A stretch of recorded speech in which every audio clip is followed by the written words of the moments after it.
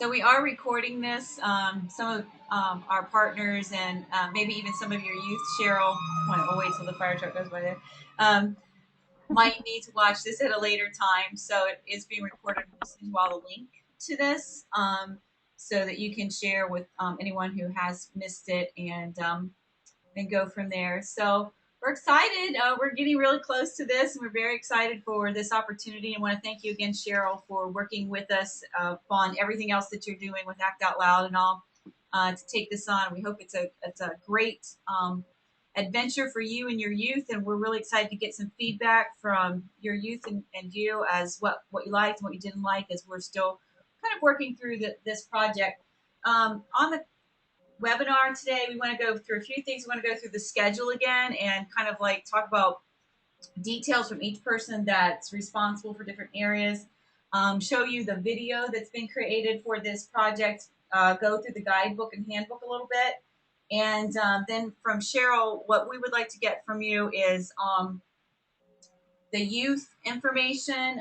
We're going to need to know how many youth that you have recruited for this, and then their names so that we can share them with ATSA for exhibit hall passes.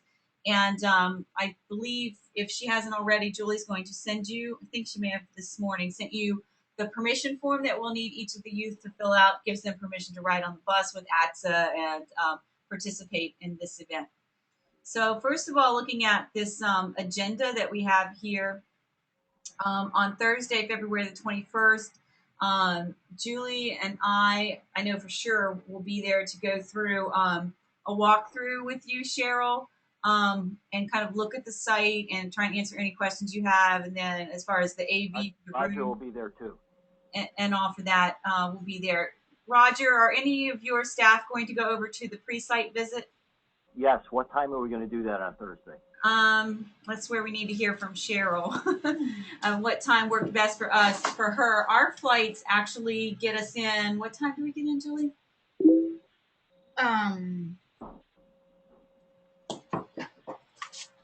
Are you already there that day, Roger? Do you guys Yes. get the day before? Okay. I think we get in there at like noon or something like that. Noon their time, right? Yeah. I want to say. So we could do it that afternoon. Cheryl, is there a time that works best for you that afternoon? 11:20. So you could send us that. How long will it take? What do you think, Roger? 30 minutes? 45 minutes max? I'd plan on 45 minutes just because we want to make the list of sort of things to look for to make sure that we have that ready for Joe. Okay.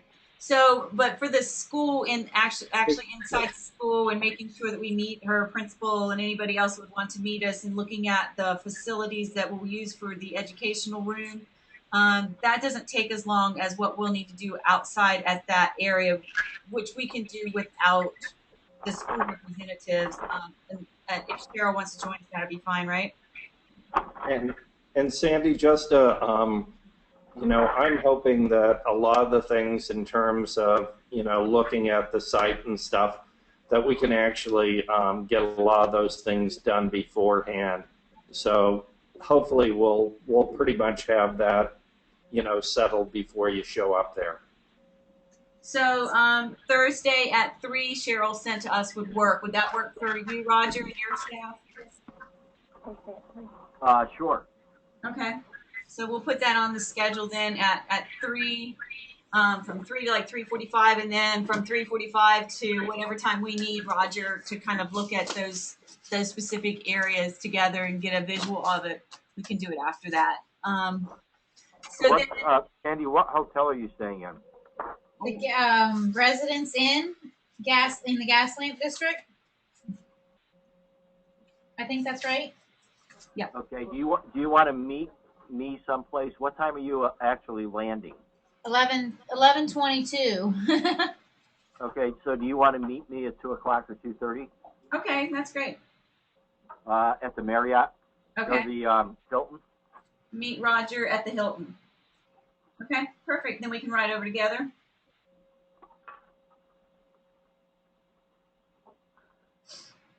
Okay. And then Friday, the big day. The 22nd. This is the time that we had from our last phone call to try and do this around 2 to get started.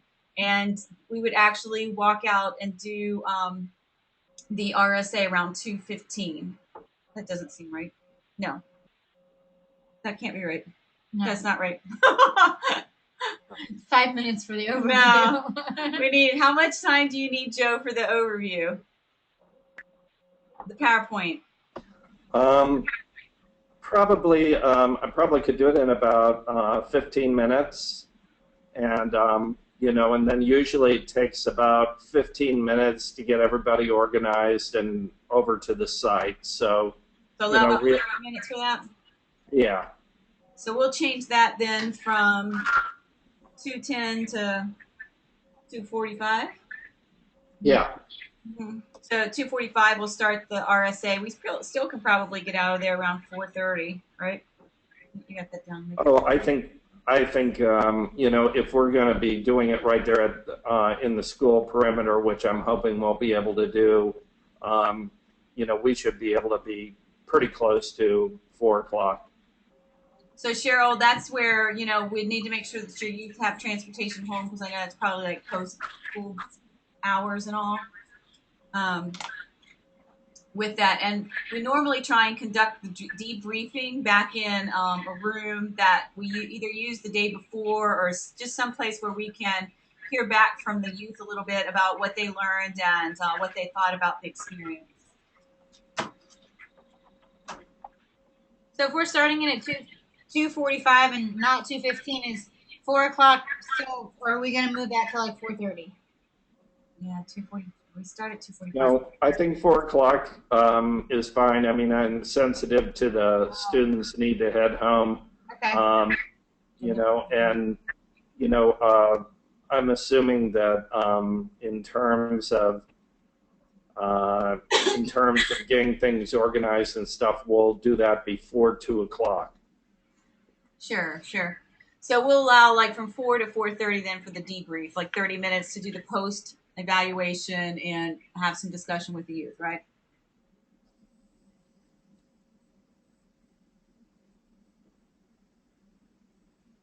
Silence means right. Their school ends at 3, she said, but we could stay until 4. Do you want them at the debrief too? Could we start earlier? Cheryl, what time could you start earlier? If we bump it all up, what's the time you could start? Can someone? Oh. All right, Cheryl. Can we hear you now? Can you hear me? Oh! Yay! It takes a little. Oh my gosh! I can't type fast enough for everything I've been thinking. So wow, talk about being handicapped. Thank you. You were saying you Hi guys. Yay! We have. Yay. Okay, just real quick, I was gonna say I had scheduled for the kids to start at 11. Oh. I mean, because we were gonna do lunch first, right? Yeah, we had talked about that too. So I thought. Yeah. So I've arranged for them to be available from 11 o'clock on, so they would miss third and fourth period here at school. Okay. So if you want to start earlier, we can. Okay. And then Joe, what time do you get in that day, or are you coming Thursday night? No, I'll be coming in. I think my flight lands around 10:20, 10:30. Okay. So all expected. I'm hoping I'll be there by noon. Okay, so we could start then at 11 and do some of the pre-stuff and then have lunch and do some of that, and then when you arrive, have you go through the overview piece and get us started. Yeah, which normally I would take about 45 minutes to do. It would be a lot better if we had that time. So. Yeah. Okay, so we'll rework that schedule, Cheryl, to then again start at 11, which should help us to Perfect. End a little bit earlier, end by 3. That's fine. And, if we have to go a little bit later, that's fine too. I just have to let the kids know. Like I told you before, they don't have school buses here, so it's all public transportation if they needed it. So that's not a problem. That's right. I forgot about that. Okay. right. And then Monday, this is a really fun day. Cheryl, I got to see this for the first time myself last year. To go over to the ATSA exhibit hall is like, I can't even put it into words. It's very interesting and amazing because you get to see all of the different companies that are doing all the work for the road infrastructure that keeps us safe while we're out there. So that's really, I think they'll love it. And a lot of the exhibitors that we go and visit had hands-on stuff for the kids to do and stuff like that. So it was really fun. The ATSA Foundation is arranging a bus to pick up the youth around 11:30, and then having lunch over Okay. at the ATSA meeting, touring the exhibit hall, and then leaving at 2 o'clock to get them back over to school. Excellent. So Roger, Perfect. um, Right. Roger, on this, are you going to do a list again of different specific exhibitors that you? Is there going to be like a map that we follow again, like we did last time, or how's that going to work? I'm sorry, this is Lori. Basically, I will tell you that that time schedule is going to be a little tight.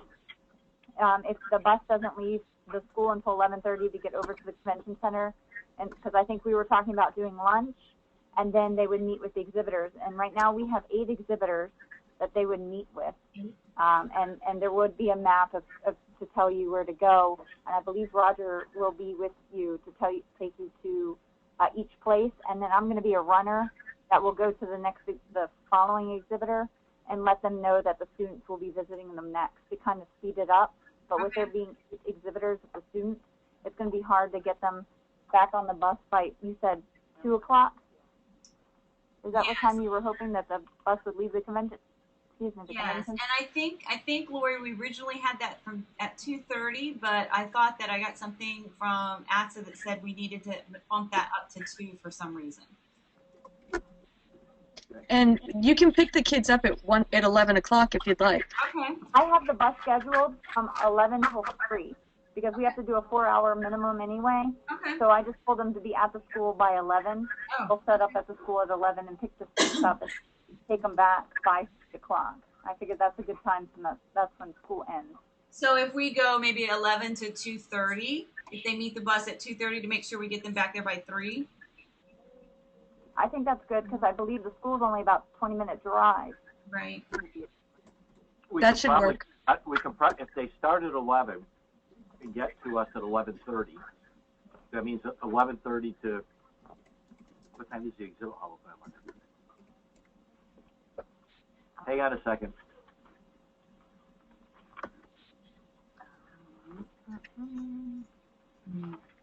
We get to the early. Okay. All right. Yeah, I got it. Okay, so if they came at 11, if we picked them up at 11 and they got there by 11:30, if we did 30 or 45 minutes of lunch and sort of what is a trade association and what is ATSA, we've got a little maybe 10-slide presentation to talk about those types of things. So if we were getting into the exhibit hall at around 12:15, we should be able to be out of there by 2 o'clock. Okay. What you think? An hour and 45 minutes? Sounds good to me. I know, but you've got 8 places. If you're 10 minutes each, that's 80 minutes. Okay.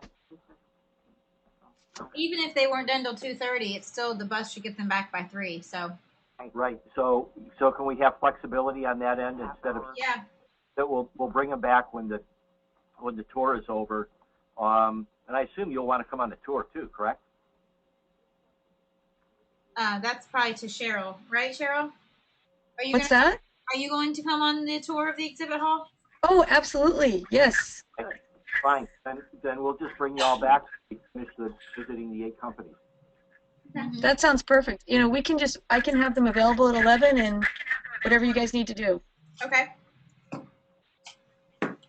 Okay. So what I thought we would do, just to get a little bit more concrete on the schedule a little bit, is Julie will send a link out to you to this site, to this document, the schedule document, so that you can actually input onto it. So if you can put onto here a little bit more exact information. So example, Cheryl, like what room we would use so that we can let the press know what room we would use for the overview, where we would be meeting with the youth for that. So like what room of your school would be available. Okay. And then where we should pick up the kids so the bus driver kind of knows where to be. Lori and Roger and team, is somebody from ATSA or Noise able to be on the bus on the ride over, or is the bus going to go directly to the school? I have it set that the bus will go directly to the school. Okay, so Cheryl will be you and your youth on the bus then. Yes. So we have a direct place to give to the bus driver where exactly to meet you. I know last year we had a little bit of confusion on that part, so it's just helpful if there's an area that they're allowed to go to pick you guys up. Yes, we have a spot. Okay, perfect. We have a spot for buses for drop off. Okay, and then Roger and team, if you could tell us like what room the lunch will be in, just so we can put the details on that document. And once we share it, everybody can kind of see when somebody makes a change and that kind of stuff. So it'd be a living. Why don't we plan on having Lori meet you at the drop-off point at the convention center, okay, and then she'll bring you to the room. Yeah. Okay. All right. Sounds good. All right. Any other comments about the schedule or anything? All right, so if we have a map now, Cheryl, of the area around your school, and I know you were going to talk to the police department, and just wanted to hear back from you if you had a specific intersection that was recommended that we consider doing this RSA at. Actually, I have, since we've started talking, two of our school resource officers, Jennifer McNamara and Claudia McDaniel, have joined us, and they're sitting here with me. Hi, guys. And they... Hello. So they're just the microphones right there. And so they work with our SAD chapter a lot with a lot of our activities. But so when I had spoken with some of the Mesa Police Department, I said for statistics on crashes and things like that, they said that, and ladies, correct me if I'm wrong, but it's that the only things that are reported are like fender benders aren't reported, right? With injury. It was anything that has an injury is the only stuff that they have statistics on. Okay. So, but as far as, if you guys do you know of any, around the school, any intersections in particular that you think are problematic, either for like traffic or crossing or it would sidewalks? be anything on University just because of the heavy traffic flow in the morning. Okay. That's when we previously had pedestrians hit, or else the pedestrians walking to school do not follow the correct lights. So where they're saying, you guys, is right at the on University Avenue. That's a main street where a lot of people are driving to the school, especially the intersection of University and Yale. Okay. In the mornings is a nightmare because parents are dropping their kids off in the middle of the street there, and traffic's trying to go and they're trying to park. So that's a really bad spot. There's another intersection over at University in Lowell where there seems to be a lot of congestion, confusion, kind of a mess right there. What about in the back, you guys, back here at all? Do you think like people coming into the parking lot? I mean, the flow definitely backs up in the morning, but I don't see as many, pedestrians, running out in the middle of the street, infractions of vehicles, that type of thing. What about back here? Okay, so what we're saying here, guys, is that when I keep asking them, what about here, with Orion and Yale, that's towards the back of the school, there's an intersection there, there's a stop sign there. There is a lot of traffic there, and if you follow Orion around to Lowell, that's around the back parking lot. That's where our entire back parking lot is for the student parking. And so there's a lot of traffic back there. But as far as, and that's just kids coming in and parking and parents dropping them off. But definitely the worst place is in the front of the school at University and Yale. And Cheryl, let me ask you can this. I ask you just real quick on that? Is that a signalized intersection at Yale and at Lowell and University? At Yale and University, yes. Okay. How about at Lowell University? Um, yes, there is. It, Okay. it, That, at, that's Lowell probably University. sufficient. Those will probably be the best ones to look at. Okay. I would assume you have a lot of pedestrians going through there too. Yes. Okay. Yeah, that would typically be the kind of location that would be best for this kind of review. So what we might do is, depending on how many students we have, we might split them between the two intersections and have two teams looking at. Cheryl, does your school have an open campus lunch? Like, are they allowed to go off campus for lunch? No, they're not. They are allowed to leave. Like if they don't have a class at the end of the day, they're allowed to leave, but they're supposed to go off of campus. Okay. So we do have at lunchtime at 12:45, we do have students leaving campus Okay. at that point, but they're not allowed to come back. Okay. I was just wondering because if we look at this, we're looking at it like around 2:30. So we're going to Okay. miss that, beginning of school, end of school, probably crunch of traffic on those areas. But it could be something that after we do this, that you might want to redo it again at the beginning of the school day or end of the school day to get a picture someplace at one of these, so you can really the youth can really see the impact of the traffic of the school. And it sounds like what you're saying is they actually have to come up Yale or Lowell to get into the parking lot in the back here, right? Yes. Mm-hmm. So Yes, most of them come up Lowell, or they come if they're coming from the other direction. If they're coming from, if they're going north on, what is that right there? Is that if they're going north on Murray? Is it Murray? Yeah. Murray Hill? If they go up north on Murray Hill and then they take a right on Orion to get into the student parking lot. Like we said, there's traffic there in the mornings and in the afternoons. It's just not as bad as it is over on University. Okay. And just so you know too, at 2:30, our school gets out at 2:55. So starting at 2:30, there will be parents start coming in and backing up, don't you think, ladies, as far as to pick their kids up from school, that kind of thing. So there will be some traffic starting at 2:30. Well, that's good. It won't be the full-on effect, but. Mm-hmm. That's good to know. Maybe we can Google just even like these intersections and see if there's any press about.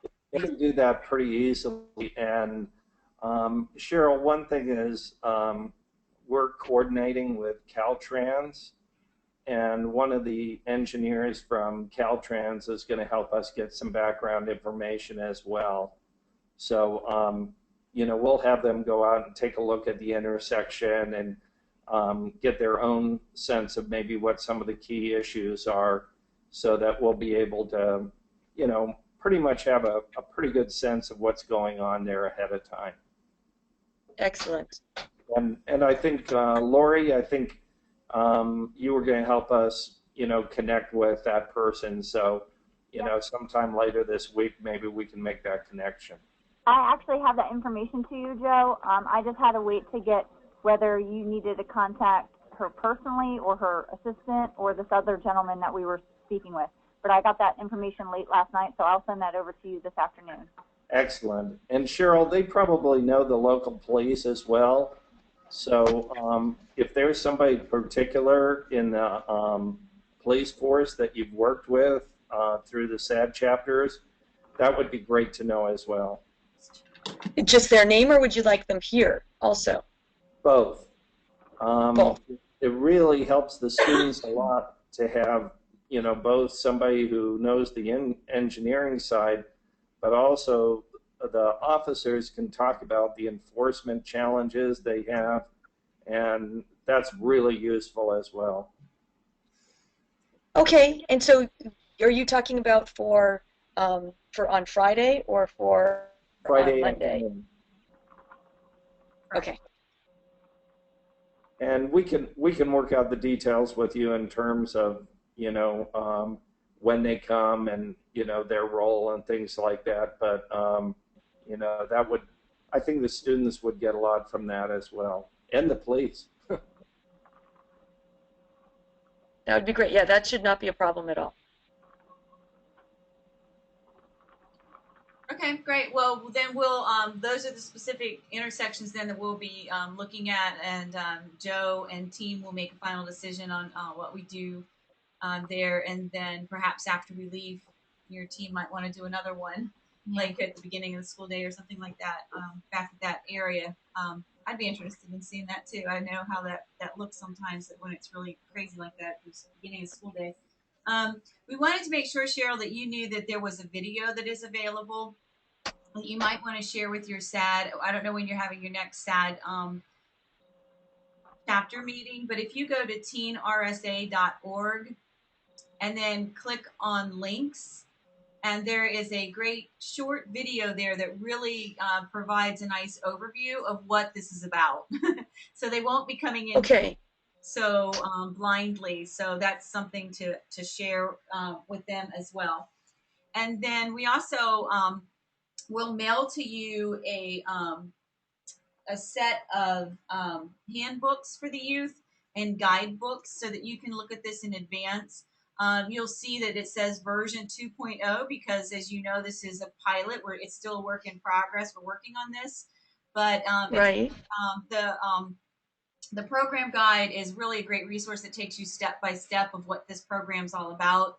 And then the handbook is actually a resource that the youth can have that takes them through the different areas that they look through. Can you flip through a couple pages there? It actually takes them through the different areas that we would look at an RSA. So it's really something that they would use hands-on while we're out there on the site. So you'll see that we'll send you probably like 10 of these, but you can actually use, one per time because it's a good way to report about what you're doing. But those are the different areas. There's places there for the youth to take notes. A couple of things to make sure that your youth know about is that we need them to wear closed-toed shoes this day. I know you guys have really good weather, but just for safety reasons, going out where we go, we ask that everybody, no high heels, comfortable closed-toed shoes. And we will provide orange vests for us all to wear so that helps us stay safer when we're out there on the roads as well. So these are just some resources. We were thinking about sending you about 10 of the handbooks and one of the guides. Is that about how many youth you think will be participating? I'm looking at 10 to 15. I was going to cap it at 15. Okay, so we'll send you 15. That would be great. We want to send them to you in advance just so you can see in advance that the touch and feel of what this all looks like. Okay. And then also, Julie will send you the permission form that will help us capture the names. Lori, is there a deadline that we need the names for as far as like the exhibit hall passes and stuff? Do you have a deadline for that? I would say a week out. A week out? Okay. Yeah, a week out. So if we're looking at February 6th? No later, 15th? I would say the 15th. If we have by the 15th, that would be great because our staff is on the 20th. Okay. So that would give us a couple days to get it in our system. Okay, we'll send that to you, Cheryl, and then we'll collect the from the permission slips. We'll collect the names and send that over. So if there's anyone other than yourself, like if your school resource officers or somebody else is going to join on the bus and over at the exhibit hall too, we just would need, we'll put your name on there, Cheryl, but if there are others who will be joining you, we would just need their names as well to submit. Great. Okay. So do you need the address for the school? We have it from Google. I'm assuming it's right. Okay. 7323 University Avenue.